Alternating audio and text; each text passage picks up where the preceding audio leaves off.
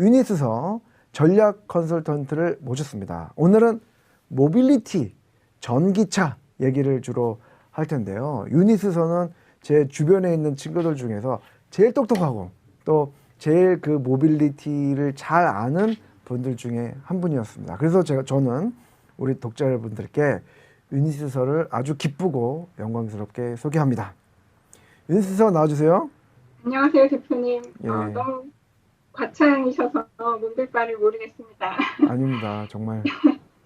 예, 저는 지금 HP에서 전략상장 시니어 매니저로 일하고 있고요. 그 이전에는 현대기아차그룹 미국법인 이외 다른 모빌리티 사업 관련한 컨설팅 미국에서 수행했었습니다.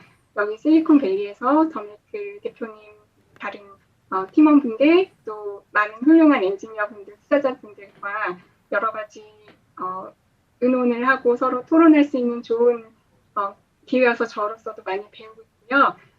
어젯밤에 대표님께서 이런 기회가 있다고 말씀해 주셔서 한번 전략 컨설턴트 입장에서의 뷰를 한번 소개하는 것이 어떨까 우리 더메이크 구독자분들과 좀 편안하게 쉐어하는 기회일 것 같다고 말씀해 주셔서 이렇게 이렇게 조인하게 됐습니다.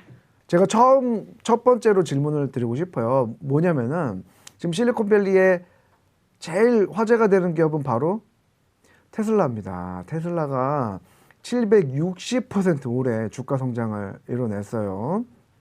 하지만 뭐 테슬라가 뭐 버블이다 아니다라는 얘기도 있는데 전기차하고 배터리 관련 주가가 급등하면서 어떻게 보면은 주식 시장만 보면 이거 본격적인 전기차 시대가 온 게 아니냐라는 생각이 들 수도 있어요.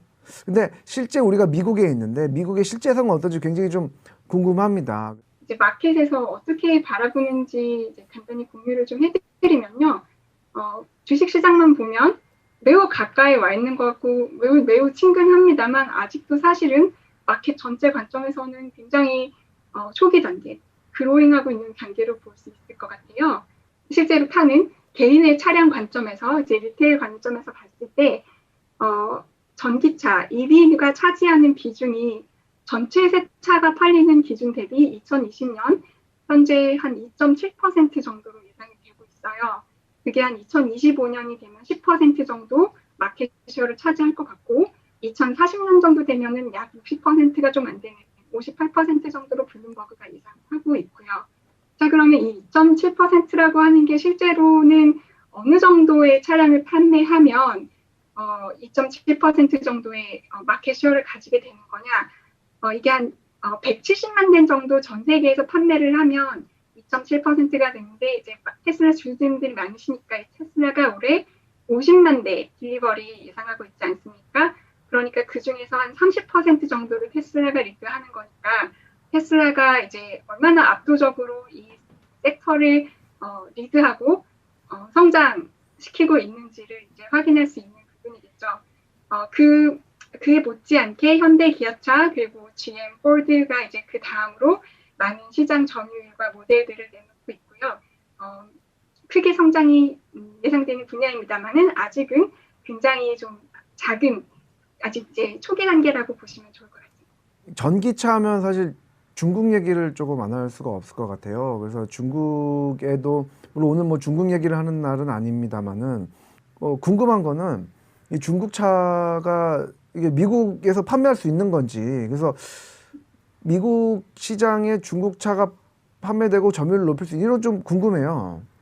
네, 미국에도 중국 전기차 관련된 주주분들이 많으셔서 많은 궁금증이 있으신 걸로 알고 있는데요.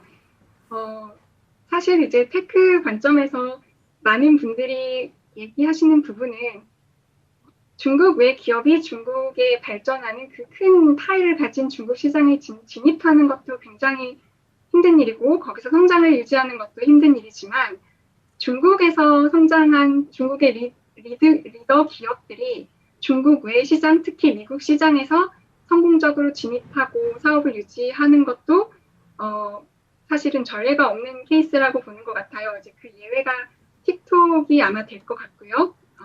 다른 알리바바나 텐센트 같은 경우에도 아직 미국 마켓에 진입한 사례가 없어서 좀 이제 말씀하신 대로 중국 시장은 미국 시장보다 더욱더 성장세가 가파르고 특히 한 2023년까지 포캐스팅 해봤을 때 가장 큰 마켓으로 보여지지만 이제 미국 마켓이랑은 좀 별도의 마켓으로 말씀하신 대로 그렇게 보는 것이 맞는 것 같습니다.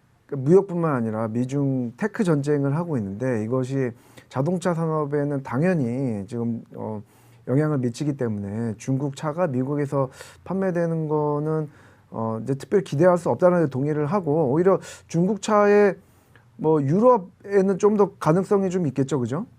네, 그래서 니오가 얼마 전에 유럽에서 배터리 서브스크립션 모델 론칭한다고 했을 때 이제 기존과는 전혀 다른 차량과 배터리의 판매 전략이라고 볼 수 있거든요. 그래서 이 세일즈 스트래지가 실제로 어떻게 먹히는지, 어떻게 작동하는지를 마켓의 많은 투자자들과 관계자들이 관심 있게 바라보고 있고 응원하고 있습니다. 그리고 또 궁금한 게요. 테슬라가 중국 공장, 상하이 공장이 있단 말이에요. 그래서 이 테슬라가 어떻게 될 건지, 왜냐면 중국에 진출했다가 지금 쫓겨나고 있는데, 뭐 테슬라는 뭐 계속 할 거냐, 뭐 이런 궁금함이 좀 있어요. 우리 유니스는 어떻게 보시나요? 테슬라 상하이 이제 인프라스트럭처 자체 굉장히 임프레시브한 수준이고요. 그래서 이제 그 건축 단계에서부터 많은 투자자들과 마켓 관계자들이 큰 기대를 하고 있고 매번 중국 딜리버리 손꼽아 기다리는 걸로 알고 있습니다. 저 역시 테슬라 주주 중에 한 명으로서 늘 응원하면서 딜리버리 숫자 보고 있습니다.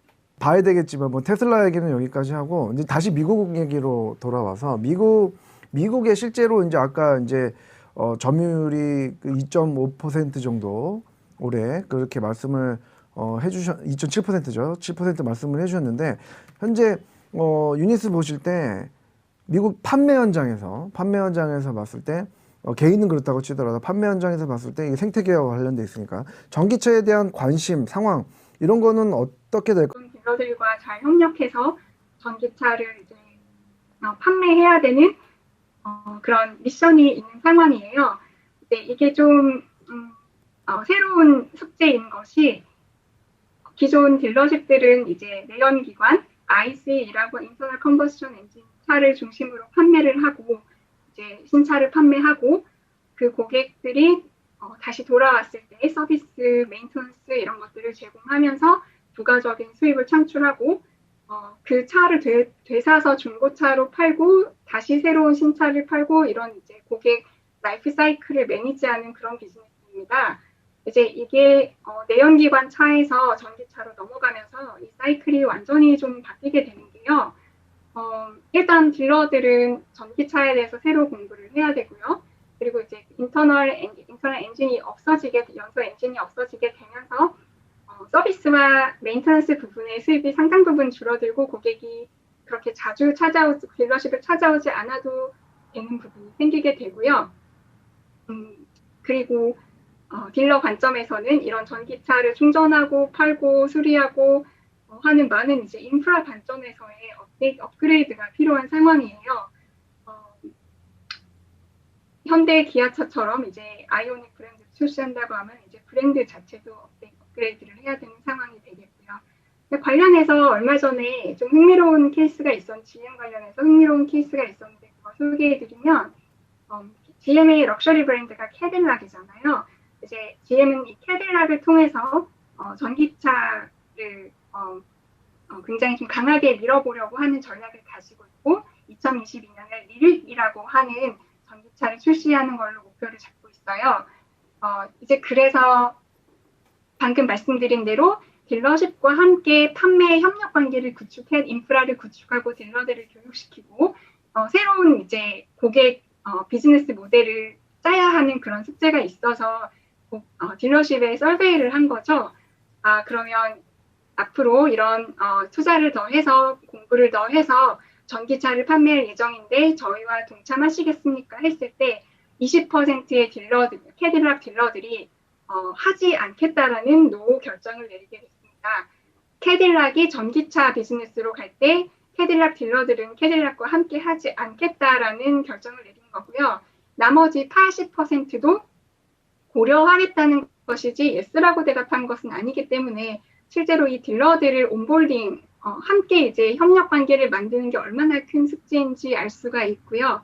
딜러십을 만약 파기하게 되면 GM이 보통 한 3억에서 5억 정도의 위로금을 주고 딜러 관계를 청산하는 협력 관계를 청산하는 절차를 따르게 되고 만일 딜러가 GM과 함께 캐딜락 전기차 비즈니스를 하겠다고 하면 역시 이제 최소한 2억 정도를 들여서 충전기와 정비 설비를 갖추고 교육을 받고 하는 그런 이제 투자 협력 관계의 길로 가게 되는 것이죠. 이게 결코 쉬운 길이 아니라는 걸 GM 캐딜락을 통해서 보여주는 사례라고 할 수 있겠습니다. 제가 여기서 질문은 지금 사실 이 캐딜락 건이 현재 미국의 고민, 미국 딜러샵의 고민을 대변한다라고 봐도 될까요? 네, 그렇게 보시면 될 것 같습니다. 테슬라 같은 경우 말씀드렸듯이 직접 판매 채널을 가지고 있기 때문에 이 고민을 피해갈 수 있는 부분이고요.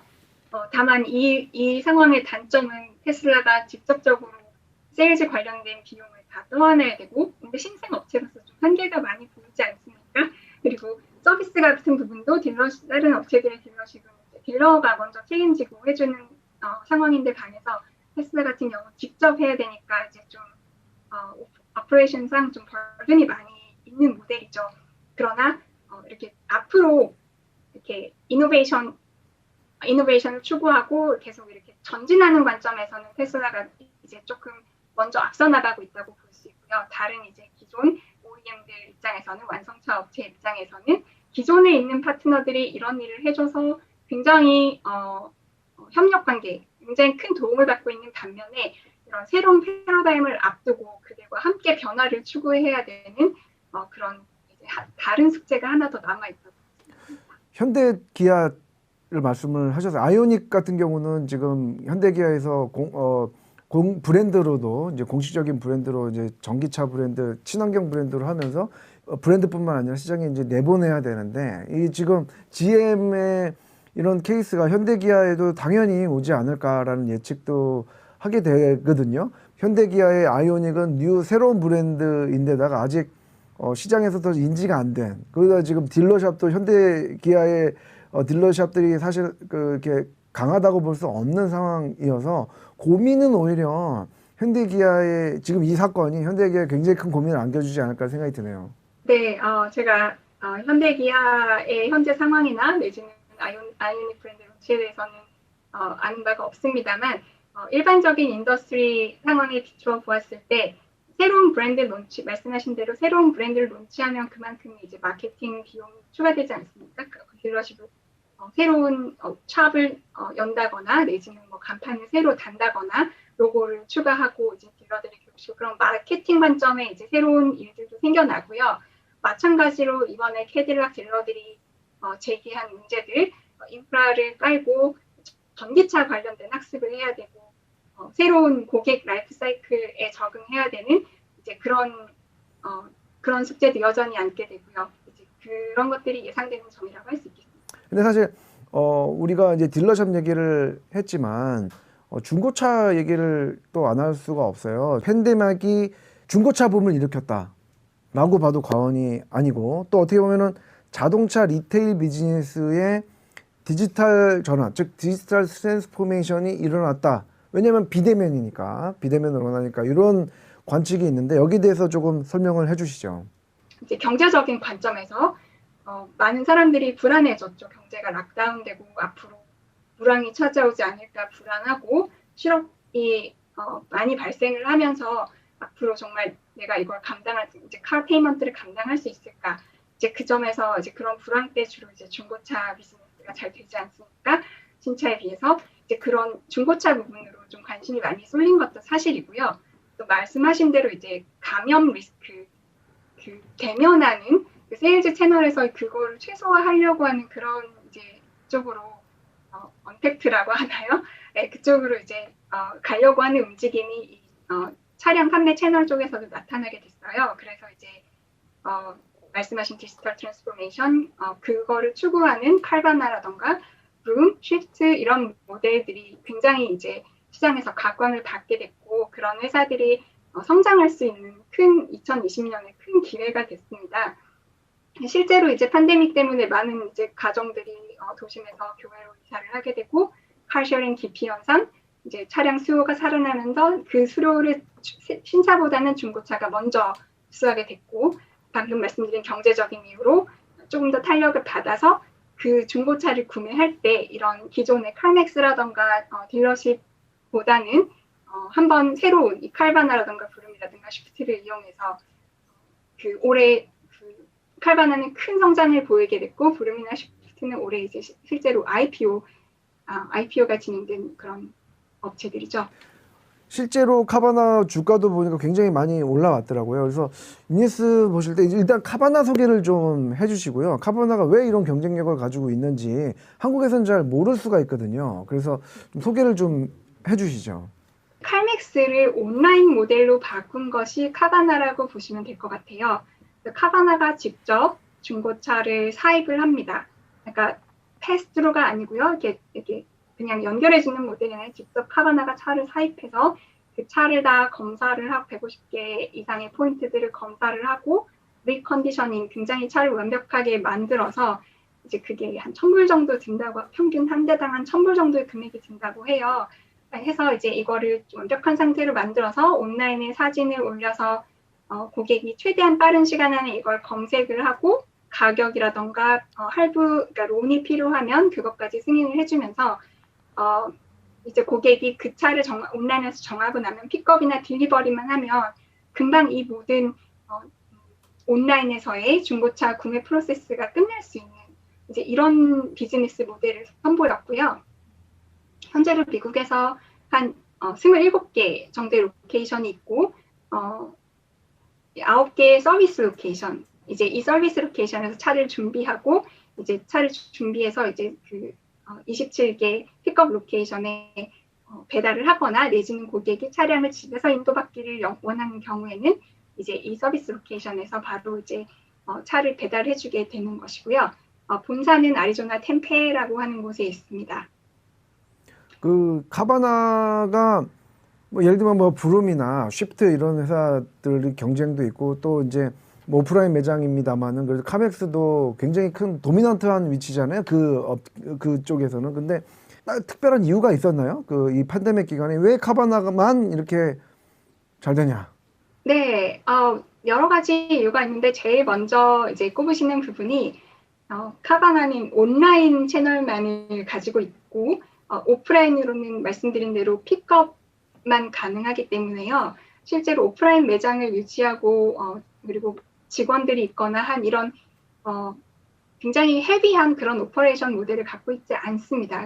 정말 최소한의 인원으로 최대한 많은 부분들을 이제 디지털화해서 그 부분에서 굉장히 비용 절감을 이뤄냈다고 보여지고요. 그리고 카바나가 추구하는 이런 좋은 상품을 좋은 가격에 그리고 굉장히 플레전트한, 굉장히 이제 좀 좋은 경험으로 고객에게 선사한다는 이게 지금 팬데믹과 맞물려서 굉장히 이제 굉장히 맞아 떨어졌다고 볼 수 있어요. 결론적으로 이러한 노력들이 고객의 시간을 단축해주고 프로세스가 간편화되고 시스템이 좋아지고 이 테크를 활용하고 이런 부분이 합쳐져서 굉장히 짧은 시간 내에 카바나가 실제로 매출과 이익을 동시에 성장시키는 결과를 내서 경쟁사 대비 굉장히 높은 수익을 보여주고 있어요. 이제 이 부분에서 결정적으로 이제 주가에 반영되지 않았나 이렇게 보고 있습니다.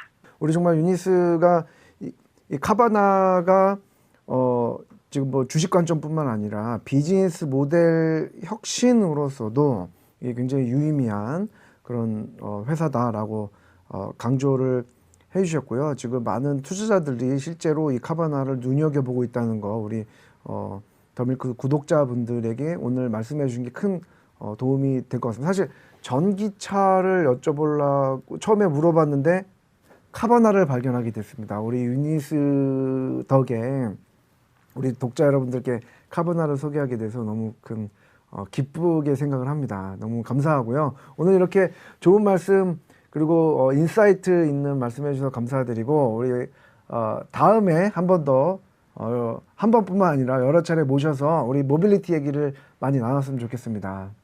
네, 대표님 불러주셔서 감사합니다. 다음에 기회가 되면 더 다른 주제도 소개시켜 드릴 수 있었으면 좋겠습니다. 예, 예, 감사합니다. 감사합니다. 예, 오늘 짹짹과 친구들, 오늘은 모빌리티, 미디어, 사이버 보안에 대해서 여러분들 같이 얘기를 나눴습니다. 다음 시간에도 저의 또 새로운 친구들과 함께 여러분들께 다양한 주제로 말씀드리겠습니다. 다음번에 뵙겠습니다. 안녕.